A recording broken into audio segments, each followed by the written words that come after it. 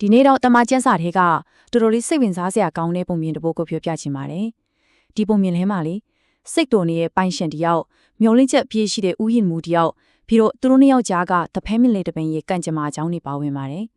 ကဲဘာတွေဆက်ဖြစ်မလဲဆိုတာဒီကြည့်လိုက်ကြအောင်ပုံပင်ထဲမဝင်ခင်ခဏလေးစဉ်းစားကြည့်ကြရအောင်အသီးမတီးတော့တဲ့တစ်ပင်စီကနေကျွန်တော်တို့အတွက်ဘဝသင်ခန်းစာလေးရနိုင်နေဆိုတာဖြစ်နိုင်မှာမလားထူးဆန်းတယ်နော်ဒါပေမဲ့ဒီပုံမြင်အဆုံးမှာတော့အဖြေကိုသိသွားမှာပါကဲဒီပုံမြင်လေးကဘယ်ကစလဲဆိုတော့လေစိမ့်ဆိုးနဲ့အရန်လာတဲ့ဇပစ်ချန်ကြီးတစ်ခုထဲကနေစတာပါအဲ့ဒီချန်ထဲမှာပိုင်ရှင်ကတခြားအပင်လေးထက်ကိုပိုပြီးမျောလင်းချက်ထားပြီးတော့အထူးတလဲစိုက်ထားတဲ့တဖန်းပင်လေးတစ်ပင်ရှိနေခဲ့တယ်ပိုင်ရှင်ကလေတစ်နှစ်လည်းမဟုတ်ဘူးနှစ်နှစ်လည်းမဟုတ်ဘူးသုံးနှစ်တောင်သုံးနှစ်တိစိတ်ရှည်နဲ့စောင့်ခဲ့တာသူစိုက်ထားတဲ့အပင်လေးကနေချိုမီနဲ့တဖန်းသီးလေးတွေတီးလာမဲ့နေ့ကိုမျောလင့်တကြီးနဲ့စောင့်နေခဲ့တာပေါ့ဒါပေမဲ့လေတကယ်ဝမ်းနေစရာကောင်းတာကသူလာကြည့်လိုက်တိုင်းမှာအပင်ကရွက်တွေတော့ဝယ်လို့ဒါပေမဲ့အတီးဆိုလို့တလုံးမှကိုမရှိဘူးအပင်တပင်ရဲ့အထီးကလုံးရမယ်အလို့အတီးတီးဖို့ကိုလုံးဝမလုပ်နိုင်ခဲ့ဘူးပေါ့အဲ့ဒီမှာတင်ပိုင်ရှင်ကစိတ်မရှည်နိုင်တော့ဘူးတော်တော်လေးဒေါသထွက်သွားပြီးတော့ဥယျာဉ်မှုကိုလက်ပြောလိုက်တာကဒီအပင်ကိုခုတ်လိုက်တော့အလကားမြင့်နေရအထီးမခံနိုင်ဘူးဆိုပြီးအမိန့်ပေးလိုက်တယ်အရာအလုံးဆုံးသက်တော်တော့မဲ့အချိန်မှာပဲပုံမြင်ထဲကိုနောက်ထပ်ဇက်ကောင်ရဝင်လာပါတယ်သူကတော့အပင်တွေကိုနေတိုင်းဂရုစိုက်နေတဲ့ဥယျာဉ်မှုပဲပေါ့ပိုင်ရှင်လို့မဟုတ်ပဲ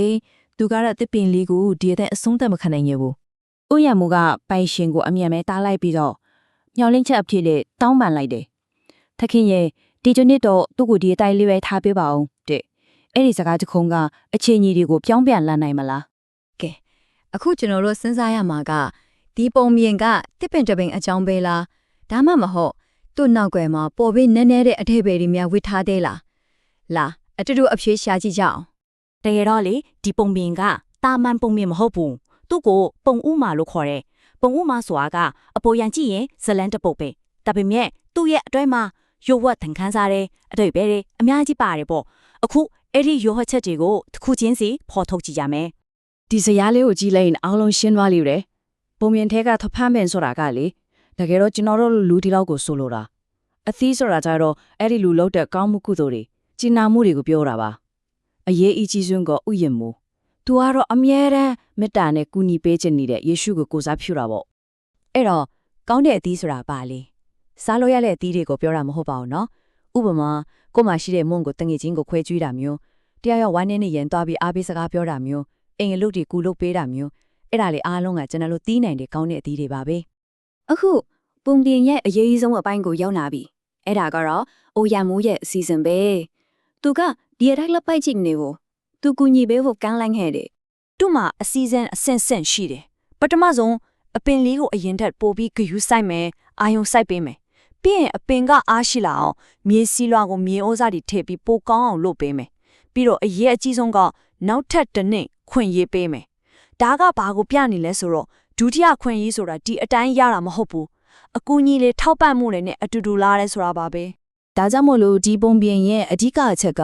အပြစ်ပေးဖို့အကြောင်းမဟုတ်ဘူး